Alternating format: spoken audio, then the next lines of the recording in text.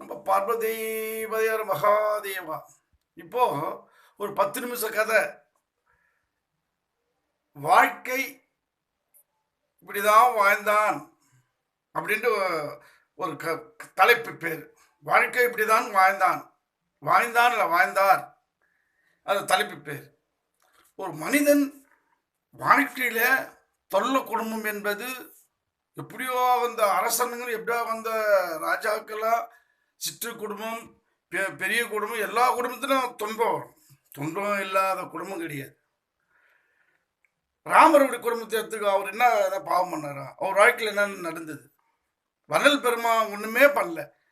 கை நீட்டி துட்டு வாங்கல. அவரே திரும்ப தோட்டத்தில் எடுத்துனாங்க. 63 நானுடைய வாழ்க்கை கதை எடுத்துக்கோ. அவள ஒரு மனிதன் இப்படிதான் வாழ்ந்தான்னு ஒரு பேர் இருக்கணும். அவன் தான் மனிதன். இப்போ ஒரு 4 மனிதனுடைய கதை சொல்றேன் உங்களுக்கு. 10 நிமிஷம் கதை தான். ஒரு 50 வருஷம் நான் தான் இருக்குது. 4 புள்ள 3 பொண்ணு. ஆண்டிகாப். அவரு சாப்பாட்டுக்கு வழி இல்லை. தறி நெச்சதான் அவர் சாப்பாடு. அவர் எப்படி வாழ்ந்தாரு? அந்த பணிவு. பணிவுன்னு என்ன பணிவு? பகின்று பகிழும். உள்ளத்தில் பகின்று பகிழும்.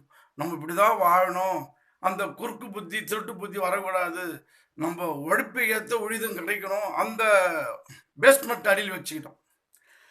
உழைப்பே உயரணும்னு ஏன் சொல்லிக்குது? எல்லா பிராணியும் குறுக்கு தான் விளையாடுது. மனிதன் தான் ஒன்று நெடுக்க வளர்றான். அப்போ உழைப்பே உயர்வு. அந்த உயர்வு காரணம் என்ன? நம்ம மனசு தான். அந்த மனசை என்ன பண்ணோம்? ஒருமைப்படுத்தி நம்ம எதுவோ எப்படி முடிசாந்தமானோன்னா புடி சாம்பல் ஆகிறோம். நம்மளும் ஒரு நாளைக்கு தான் போக போகிறோம். இல்லை, அந்த முடிவு பண்ணிக்கின்னு சிரித்து வாழ வேண்டும். பிற சிரிக்க வரைஞ்சு கூடாது. பிற நம்ம முன்ன பார்த்து பிற சிரிக்கக்கூடாது. எப்படி நான் வாழ்க்கை சொல்கிறேன் அப்படின்னு சொல்லக்கூடாது. அதுதான் சிரித்து வாழலாம். பிற சிரிக்க நம்ம வாழக்கூடாது. அந்த மனிதன் எப்படி வாழ்ந்தான்னு கேளுங்க. 4 புள்ள 3 பொண்ணு. தறி நெய்ச்சு அவங்களை படிக்க வச்சு ஒரு 2 புள்ள வாத்தியார், ஒரு புள்ள வந்து வியூ மணிக்கார், ஒருத்தர் வந்து வேலை இல்லை, அவர் முடியல அவரால். இந்த தறியாட்டு அல்லது கல்யாணம் பண்ணார். 3 பொண்ணுங்க கொடுத்தாரு. அப்போ பிள்ளைங்களாம் கொஞ்சம் சம்பாதிக்க ஆரம்பிச்சு. தறி நெய்ச்சி தான் ஆணிகோ காலை முடி.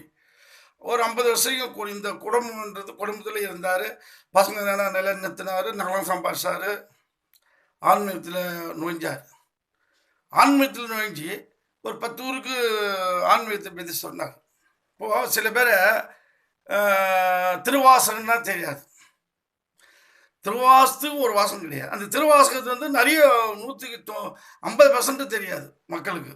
அந்த திருவாசனை உள்ள நோஞ்சாதான் தெரியும். அது என்னென்ன பாடல், என்னென்ன தேவாரம், பெரிய புராணம், 12 திருமுறையில் அதில் அவர் நோஞ்சி மக்களுக்காக ஒரு ஊரா போய் கடிச்சு கொடுத்து இன்னைக்கு பேர் இருக்கிற மாதிரி திருவாங்கல சாமி அவர்களுடைய ஆக்கள் தான் இது.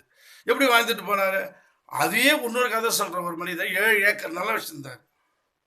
அந்த 7 ஏக்கர் என்ன பண்ணாரு? அவங்க அப்பா சம்பாஷணம் தான். இவர் என்ன பண்ணாரு? குடிக்கிறது, செலவு பண்ணுறது, குத்தியார் வச்சுக்கிறது, சீட்டாடுறது, சீட்டாடி பெரிய ஆளா இல்லைன்ட்டு பெரிய பெரிய சீட்டெலாம் ஆடினார். 2000 விற்றாரு. அப்புறம் 3000 விற்றாரு. 4000 விற்றாரு.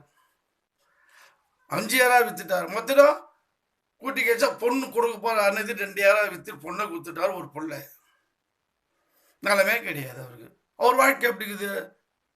அதான் மனிதன் இப்படி தான் வாழ வேண்டும். இப்படி தான் வாழ்ந்தான்னு நம்மளுக்கு பேர் இருக்கணும். அவன் தான் மனிதன். மனித பிரிவு ஒரு பிரிவு. இப்படி தப்புறம் எப்படி புனிதமானது மனித பிரிவு. இந்த பிரிவு இப்படி தான் வாழ வேண்டும். கொஞ்ச நாள் வாழ்க்கை. அதை தான் நம்ம அது உள்ளத்தில் நினைக்கணும். நம்ம அந்த தப்பு செய்துட்டு நீ நினச்சி பார்த்தா திருப்தி கிடைக்காது. நல்லது செய்துட்டு ஒருத்தருக்கு வாங்கி ஒருத்தருக்கு கொடுத்து, ஒருத்தருக்கு உதவி பண்ணி ஒரு அன்னதானம் போட்டு மனசில் கொடுத்தா அது மனசு நிம்மதியாக இருக்கும். ஒருத்தருக்கு திருடியை தந்து கொடுத்து அதை நம்ம திருட்டு கணக்கு எழுதி நம்ம கொஞ்சம் ஒரு வந்துச்சா ஒரு 50 10 லட்சம் 5 லட்சம் வந்துச்சா, இல்லை ஒரு 10,000 1 லட்சம் அப்படி வந்துச்சா திருப்தி படுறோம் பாரு. அது அப்போ தான் திருப்தி கொடுக்கும். அதனுடைய விளைவு ஸ்டேஷன் போகிற அளவுக்கு ஆகிடும். கோர்ட்டுக்கு போகிற அதனுடைய விளைவு வந்துடும். அது போகக்கூடாது. இப்போ நெருப்பு இருக்குது, கிட்ட போனால் பற்றிக்கும், தொலை வந்தால் பற்றிக்காது. அதை பற்றி குளிருக்காக எப்படி தொலைவாக வரக்கூடாது, கிட்டியும் போகணும். அது போல தான் வாழ்க்கை. வாழ்க்கை வந்து சில பேர் என்ன பண்ணுவாங்க, இந்த ஊரில் பிறப்பான் தெரியாது. இன்னொரு இன்னொரு ஊருக்கு தெரியாது, எப்போ பிறந்து எப்போ வந்து செத்துடும். ஒரு மனிதன் எப்படி வாழ்ந்தான் 10 ஊருக்கு தெரியணும். 10 ஊருக்கு தெரியணும், அவன் தான் மனிதன். சில மனிதன் அந்த ஊருக்கே தெரிய மாட்டான், எங்கே இருக்கிறான்னு தெரியாது. அது போல மனிதனாக இருக்கிறான். அதை வள்ளலார் சொல்றார், அவ்வளோ வைட்ட வளர்ப்பதற்கு அல்லும் பகலும் அதை நினைவா சிவகனியே சேர கருதுகின்றேன். திவளை ஒழுக்க திருத்தணிகை திருமால் மருகன் திருத்தாருக்கு கொலை கெடுக்காமல் துக்க உடனே எடுத்தேனே என்றார். தொல்ல குடும்பத்தில் காலமெல்லாம் தொலைத்தேனே. யாரு? பட்டினத்தார். பட்டினத்தார் என்ன சொல்ற, குடும்பம் என்பது எதிர்நீச்சல் போடணும். குடும்பம்ன்றது கடையிலே நீஞ்சல் இல்லாமல் குடும்பத்தை செய்ய முடியாது. அவ்வளோ கஷ்டம் குடும்பம் என்றது. இல்லை, குடும்பத்திலிருந்து போனால் தான் சொர்க்கலோகமா. ஃபஸ்ட்டு ஒரு விவசாயி ஒரு குடும்பத்திலேருந்து நல்லபடியாக வாழ்ந்து இந்த உயிர் உடல் பிரியுதுன்னா இந்த உடம்பு போயிடும். உயிர் வந்து பிரம்மத்தில் இருக்கிறது உயிர், சூட்சமான உயிர். அது வந்து அழிவுடைய சக்தியே கிடையாது. இங்கே என்ன பண்ணுற கர்மா அதிலே தான் இருக்கும். அந்த கர்மா பிறந்து அந்த மண்ணையெல்லாம் நான் பிரிவே என்ன முடியாது. அதனால் இப்படிதான் வாழ்ந்தான்ட்டு ஒரு நம்மளுக்கு வந்து நல்லபடி நல்ல மனித நாயகத்தோடு வாழ வேண்டும். பிறருக்கு நீ உதவி பண்ணத்தல, பிறருக்கு நீ பெச்சு பாடாத, வாக்கால மனசார கையால நீ பிறருக்கு இடைஞ்சல் கொடுக்காத வாழ வேண்டும். மனசுக்கு தெரியும் நீ தப்பு பண்றது, கைக்கு தெரியும் திருடுறது, கண்ணுக்கு தெரியும் திருடுறது. அதான் 3 வாக்கு.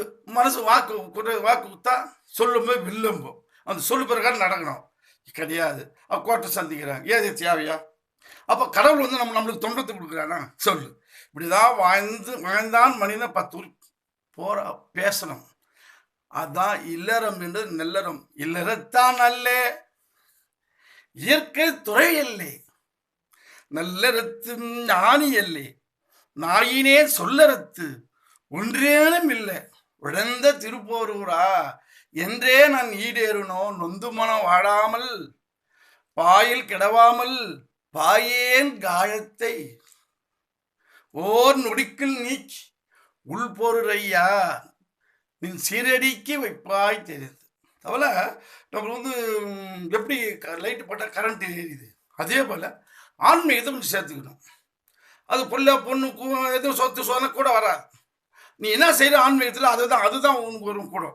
நீ என்ன புண்ணியம் பண்ணுறது, அன்னதானம் பண்ணுறது, பிறகு உதவி பண்ணுறது, இல்லை பிறகு ஏமாற்றாது நீ வாழறது, இல்லை நீ என்னென்ன பண்ணுறியோ வாழ்க்கையில் 10 ஊருக்கு தெரியணும், மனுஷனாக வாழணும், இருக்கிறத வச்சுக்கணும், இல்லாததுக்கு ஆசைப்படக்கூடாது.